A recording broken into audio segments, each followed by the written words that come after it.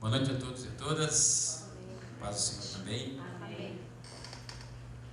Se você estivesse num túnel bem escuro, totalmente escuro, sem ter visão de nada, você totalmente no escuro, o que você pediria para Deus? Que Ele te mostrasse a luz no fim do túnel logo? Você estando num túnel bem escuro, tente se imaginar agora nessa cena. Quem já estava totalmente no escuro, sem ver nada, sem saber para onde ir? Eu acho que já faz tempo que não acaba a luz, que eu fico desse jeito. Geralmente a gente pega um lugar, acende uma vela, mas ficar no escuro, sem saber para onde ir, é algo bem assustador. Imagine você numa situação assim, e você fala com Deus, pediria em primeiro lugar que Ele lhe mostrasse a luz no fim do túnel, ou que Ele segurasse mais firme a sua mão lá no escuro. O que seria nesse momento mais importante? Mais talvez consolador e mais real? Pediria que Ele segurasse firme na minha mão, mesmo estando no escuro. Por quê? Porque daí eu teria segurança, lá no escuro.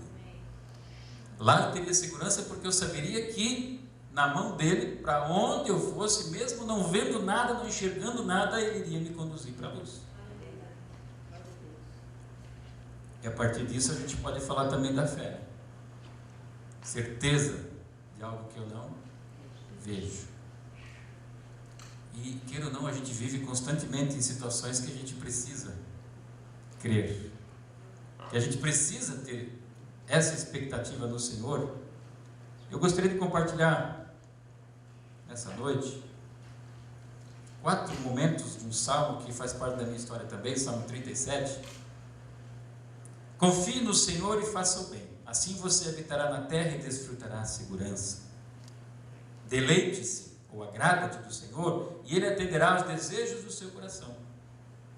Entregue o seu caminho ao Senhor, confie nele e Ele agirá. Pula para o 7, descanse no Senhor e aguarde por Ele com paciência. Só a primeira parte do 7. Eu gostaria de começar dizendo para nós que o Senhor, nessa palavra, Ele dá 4 ordens. A gente não gosta de ouvir ordens, normalmente. Não é natural da gente ouvir uma ordem e pensar, legal, é isso aí que eu quero, porque ordem geralmente é alguma coisa que pode bater contra a nossa vontade. Mas aqui temos sim imperativos de Deus. E esses textos que a gente leu são imperativos. Falando em português aqui, né? Se a gente lembra do imperativo, é uma ordem. Interessante, a primeira ordem que Deus dá aqui é confie em mim.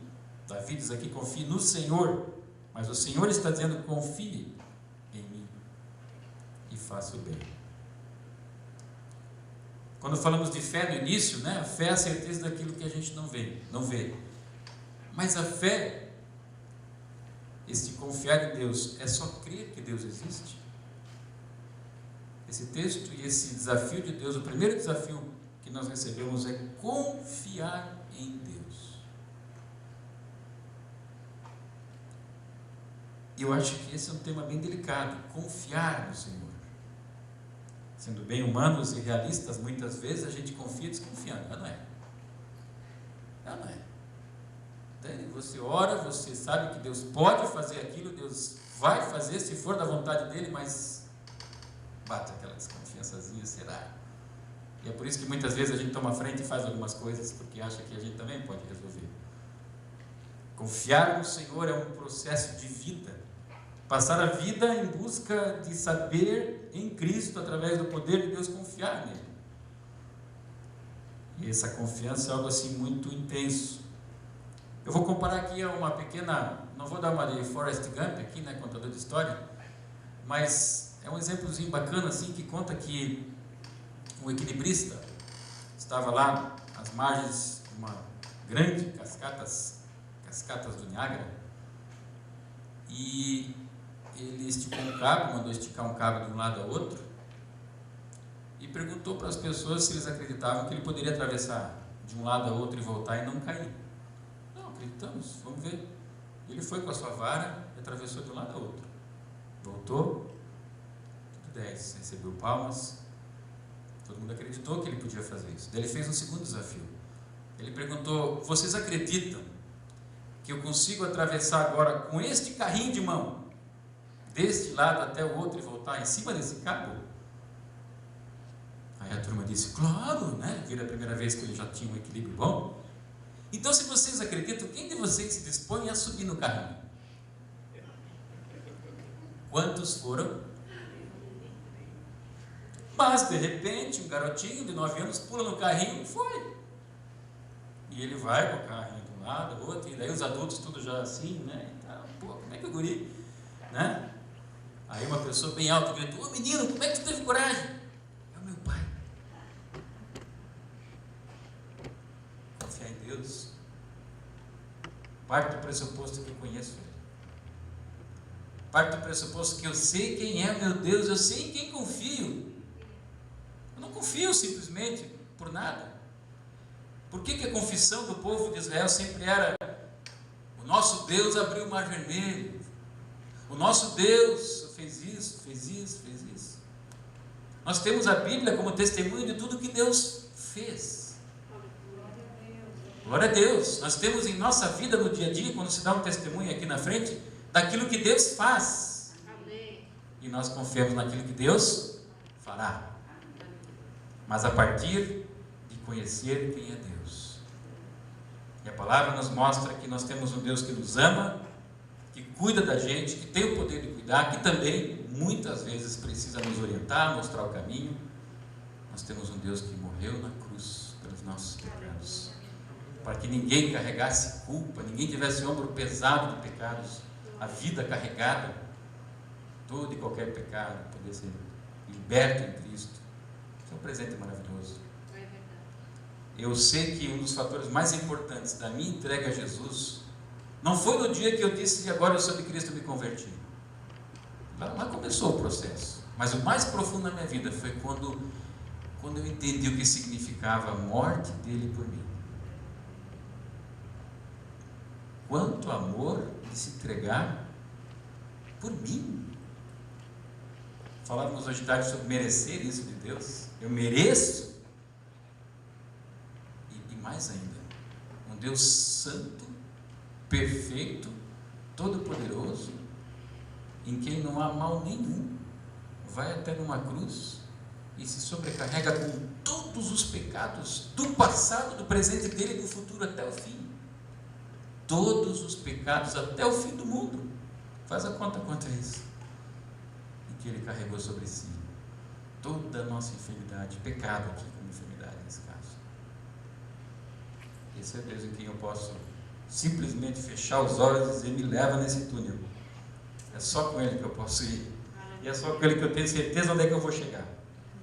Por isso a primeira coisa, confie no Senhor. Vale a pena confiar no Senhor. Amém. Segunda, agrada-te do Senhor. Tem muita gente que quando lê esse texto pensa: agradar ao Senhor.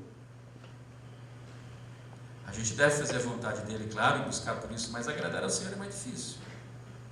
Nossa natureza humana normalmente não consegue fazer isso. Agrade-te do Senhor significa que aquilo que Ele quer para mim se torna também alegria para mim. Aleluia. O desejo de Deus, mesmo que vai contra a minha vontade. A gente vive num tempo onde, de certa forma, se pensa em viver uma forma de vida cristã sem que Deus possa dizer o que Ele de fato quer que eu faça. Eu faço o que eu quero e Jesus é passageiro do meu carro. Ele não quer ser passageiro, Ele quer ser o motorista. Não nós no volante, Jesus no volante. Agrada-te do Senhor é quando eu digo: Senhor, eu quero assim, mas esquece. Deixa a minha vontade de lado, seja o que tu queres. E isso a gente faz todos os dias. E de novo e sempre de novo. Se o próprio Filho dele, se o próprio Senhor Jesus chega para o Pai como Deus e homem: eu não quero ir para a cruz. Ele não fez isso? Não foi o que ele disse lá no Getsemane? desabafou, isso está escrito, os discípulos ouviram, não teria escrito na Bíblia se alguém não tivesse ouvido isso. Afasta de mim esse cálice. A vontade humana naquele momento era dizer assim, estou fora. Mas, e parece que nesse momento a gente percebe bem a nossa natureza ali também. Porque quantas vezes a gente diz, Senhor, estou fora. Eu disse ano passado, quantas vezes na minha crise. Ana conhece bem os detalhes, o Paulo, conversamos esses dias sobre muitos detalhes de como crente, servo de Deus, pastor, 25 anos no reino, no caminho, servindo a Deus 17 anos, passamos por provas e provações que eu nunca imaginei que ia passar na minha vida. E de quantas vezes eu tinha que dizer, Senhor, se é assim que tu queres, então vamos lá. E na pior das provações da minha vida, eu digo para vocês, duas vontades bateram, isso nós conversamos aquele dia. Eu tinha vontade de dar um fim em tudo. Chega, você tem que passar por isso, então melhor não passar. Eu vou dar um jeito nisso. Essa era uma vontade. A outra, quando eu abri a palavra de Deus, o Senhor disse, eu estou fazendo isso na tua vida, mas eu estou trabalhando contigo. Glória a Deus. Provação não é fácil. É a hora que a gente quer sumir do mundo. Mas agrada-te do Senhor. É saber que você passa por provação porque o Senhor quer você mais perto dele. Glória a Deus. O Senhor quer você lá no ouvido, pé de ouvido, na voz dele. Como disse Jó, Jó passou tudo o que passou, mas o que ele disse lá no final? Antes, eu te conhecia de uma certa forma só de ouvir. E não que não fosse temente a Deus, porque no começo do livro de Jó diz que Jó era temente a Deus. Era temente a Deus. Ele era um crente? Era. Mas depois dessa caminhada toda, Jó diz assim, mas agora meus olhos te veem. Aleluia. E não foi a partir só de bênçãos recebidas, foi de sofrimento. Gente, quando a gente entende isso no caminho do Senhor, alguma coisa vai mudando na gente com a nossa vontade. É verdade. A gente ora como Jesus ensinou, no Pai Nosso, seja feita a tua vontade. Verdade, A gente tem que orar toda hora isso de novo. Glória a Deus. Seja feita a tua vontade, agrada-te do Senhor. A gente geralmente quando lê esse versículo, a gente está no segundo aspecto dele. Ele atenderá os desejos do seu coração. Não é assim? Agrada o Senhor, ele atenderá. Ele atenderá os desejos do meu coração. Meu coração já está lá. Eu quero isso, quero isso, quero isso, quero isso. Muito obrigado. Mas agrada-te do Senhor, parte do que tudo nós falamos até aqui. Ele satisfará o desejo do meu coração. E aí o que o meu coração vai querer? Porque eu aprendo que a vontade dele está em primeiro lugar. Eu vou lutar para que o meu coração queira aquilo que Deus quer também. Aleluia. Eu preciso dizer, e eu acho que graças a Deus está claro para vocês, o meu coração não vai querer aquilo que só eu quero para mim mesmo. E nem vou determinar para Deus o que Deus tem que fazer para mim. Não podemos fazer isso. Senão não é o Deus da Bíblia a quem eu possa dizer, Deus vai fazer isso. Eu sou o servo e Ele é o Senhor. Eu não posso determinar para Deus. Isso é um absurdo. Agora, se Ele pode determinar para mim, aí muda, né?